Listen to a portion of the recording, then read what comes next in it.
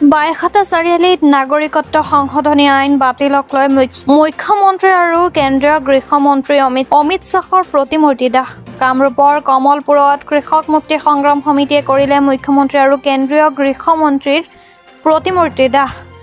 আজি কেন্দ্ৰীয় গৃহ মন্ত্ৰালয়ে অমুছলমান বিদেশী নাগৰিকক ভাৰতীয় নাগৰিকত্ব দিয়াৰ বাবে নিৰ্দিষ্ট কৰা সময়সীমা 2024 চনলৈ বৃদ্ধি কৰি জাৰি কৰা অধিসূচনাৰ বিৰুদ্ধে আজি কামৰূপ জিলা কৃষক মুক্তি সংগ্ৰাম সমিতিয়ে শতাধিক প্ৰতিবাদকাৰীয়ে কেন্দ্ৰীয় গৃহমন্ত্ৰী অমিত শ্বাহ আৰু অসমৰ মুখ্যমন্ত্ৰী হিমন্ত বিশ্ব শৰ্মাৰ পুতলিকা দাহ কৰি বাইখাটা চাৰিআলিৰ আকাশ বতাহ কঁপাই তোলে। বাইখাটা চাৰিআলিৰ পৰা ৰমেন ডেকা ৰিপৰ্ট।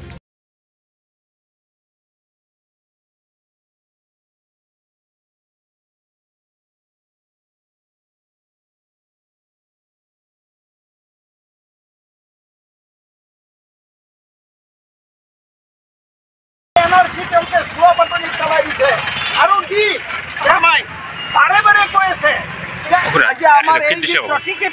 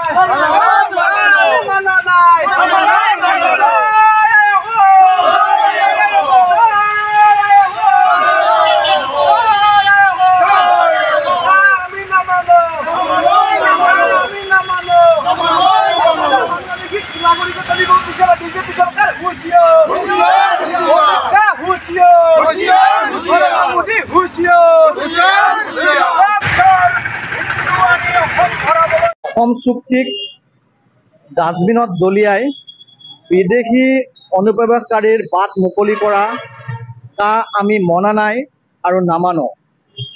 এতিয়া বহু বছৰৰ পিছত প্ৰায় 4 দশকৰ পিছত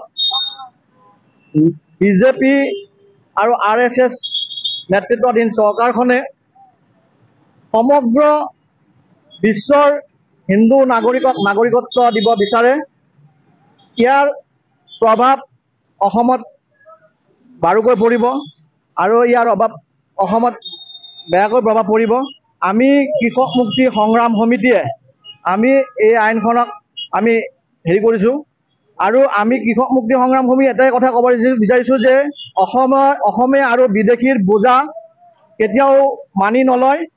যে এই আইনখনৰ জৰিয়তে যে আফগানিস্তান, পাকিস্তান আৰু এই নেপাল আৰু ভূটানৰ নাগৰিকেও অসমৰ নাগৰিকত্ব যেতিয়াই বিচাৰে তেতিয়াই পাব। এই অসমৰ জনগাঁথনিৰ ওপৰত, অসমৰ ভাষাৰ ওপৰত, সংস্কৃতিৰ ওপৰত বেয়াকৈ প্ৰভাৱ পৰিব। তাৰ কাৰণে আমি কৃষক মুক্তি সংগ্ৰাম সমিতিয়ে আহ্বান জনাইছোঁ অসমৰ ৰাইজক যে ৰাইজে হাত ধৰি ইয়াৰ প্ৰতিবাদ কৰিব লাগে। নাগৰিকত্ব সংশোধনী আইন 2019 প্ৰতিমূৰ্তি দাহ কৰিছোঁ। নৰেন্দ্ৰ মোদী, হিমন্ত বিশ্ব শৰ্মা আৰু অমিত শ্বাহৰ প্ৰতিমূৰ্তি দাহ কৰিছোঁ আৰু এই প্ৰতিমূৰ্তি দাহ কৰি আমি ক'ব বিচাৰিছোঁ যে অসমে অবৈধ বিদেশীৰ বোজা আৰু নলয়। ইতিমধ্যে অসমে 1938 চনলৈকে বিদেশীৰ বোজা ল'লেই আৰু ইয়াৰ পিছত অসমে এজনো বিদেশীৰ বোজা নলয়। যোৱাকালি কেন্দ্ৰীয় চৰকাৰে নাগৰিকত্ব সংশোধনী আইন 2019 জৰিয়তে 2024 চনৰ 31 ডিচেম্বৰলৈকে যিসকল বিদেশী বাংলাদেশ, আফগানিস্তান, পাকিস্তান এই দেশৰ যিসকল শৰণাৰ্থী ভাৰতবৰ্ষত আছে তেখেতসকলক নাগৰিকত্ব দি অসমীয়া জাতিক ধ্বংস প্ৰতিবাদী কাৰ্যসূচী গ্ৰহণ কৰিছোঁ। লগতে আমি দ্বাৰাই অসমক আগলত ৰাখে যে অসমে ইতিমধ্যে বিদেশীৰ বোজা লৈ পথ বকাই আছে অসমৰ মানুহৰ আজি ভাষা সংকটত আজি অসমীয়া সমাজৰ মাটি সংকটত জাতি সংকটত গোটেই সংকটত পৰিছে তাৰ পিছতো অসমীয়া মানুহৰ ওপৰত ভোটৰ ওপৰত দানৱ পৰা দি এনেকৈ যদি বিদেশী জাতি দি থাকে তেনেহ'লে অসমীয়া জাতিটো নিশেষ হৈ যাব গতিকে আমি কৃষক মুক্তি সংগ্ৰাম সমিতিয়ে কোনো কাৰণতে অসমীয়া জাতিক শেষ হ'ব দিব নোৱাৰোঁ এই জাতি ধ্বংসী বিধায়কৰ বিৰুদ্ধে আমি ইয়াতকৈ আৰু ভয়াৱহ আন্দোলন গঢ়ি